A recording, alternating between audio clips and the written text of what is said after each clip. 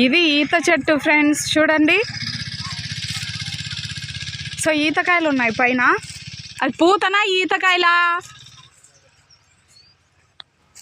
ఉన్నాయి, పచ్చిగా ఆరెంజ్ కలర్లో లైట్గా కనిపిస్తున్నాయి. కాకపోతే ఇవి ఈతకాయలు వచ్చేసి గ్రీన్ కలర్లోనే ఉన్నాయి. చూడండి ఫ్రెండ్స్, మీకు కనిపిస్తుందో లేదో మరి. పీక్కొని పోయి ఏం చేస్తావు?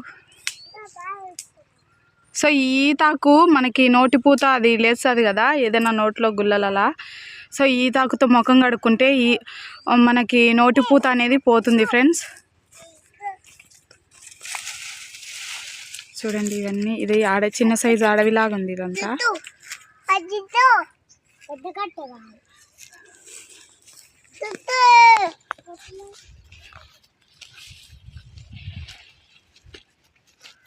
చూడండి మా ఆయన ఈతకాయలు కోయడానికి ట్రై చేస్తున్నాడు. అది ఈత ఆకి ముళ్ళులాగా ఉంటుంది కదా, సో మనం చేయబెట్టి కోయలేము.